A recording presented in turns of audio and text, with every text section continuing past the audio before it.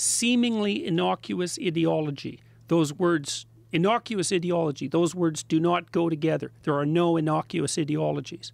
And they're forms of pathological oversimplification. And they're also clubs. I mean the kind of clubs that you hit people with, as well as the clubs that you belong to.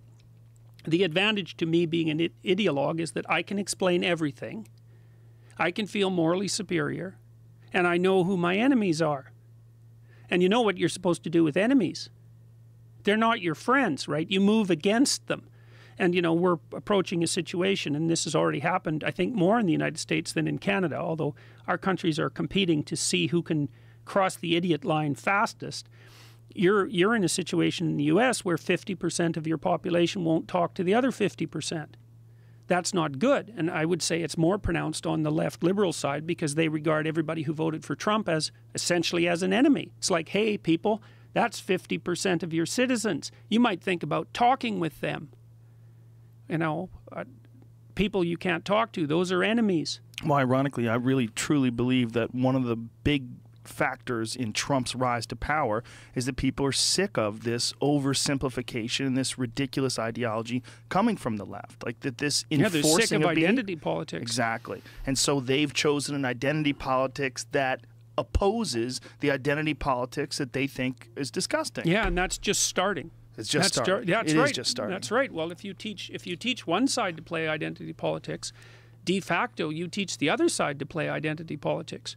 And I've seen more and more people who are center people, as far as I'm concerned, pushed to the right because of the continual insistence that by their mere existence they're part of the perpetrator group. Just by being a white person who is somehow or another successful, you are a privileged person, you're part of the elite, you're part of the 1%, you're part of the problem. Yeah, you're part of the oppressors. Yeah, absolutely. You're an oppressor by being just by a person with a home in the suburbs. Well, and it's also extremely annoying for people who've worked really hard and who've made the requisite sacrifices to become successful along some dimension, to have that immediately attributed to their oppression. Yes. And it's not obvious that that's something we want to do. It's like, for the social justice warrior types out there who might be listening, it's like, are you really willing to say that every single person who's accomplished something has done that as a consequence of oppression? That's again what the Soviets claimed with regards to the successful peasants just before the 1920s. It's like,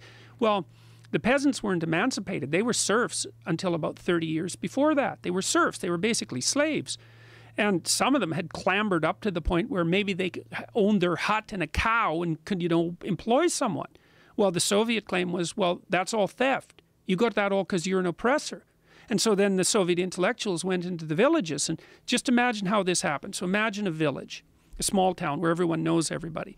And there's maybe 10, 20 people there who are moderately successful. Okay, and so you can imagine that those 20 people have like 100 enemies at the bottom of the socioeconomic distribution. Useless, horrible people who are jealous and resentful about the fact that these people have been successful. Okay, so now the intellectuals come in and say, property is theft, success is oppression. And then they look for the people in the village who are willing to move against those 20 successful people. Well, those guys at the bottom, those 100 resentful, jealous, murderous people at the bottom, they're just waiting for an opportunity to go kick down some doors. And that's exactly what they did in the 1920s. And as I said, they wiped out all their productive peasants. And then 6 million Ukrainians starved to death. They had posters. The Soviets produced posters in the 1930s that said, essentially, don't forget, it's wrong to eat your children. So, whoa. Yeah, whoa. There's nothing about the there's nothing that you can imagine that's horrible enough so that it matched the reality of what happened in the Soviet Union between 1919 and 1959.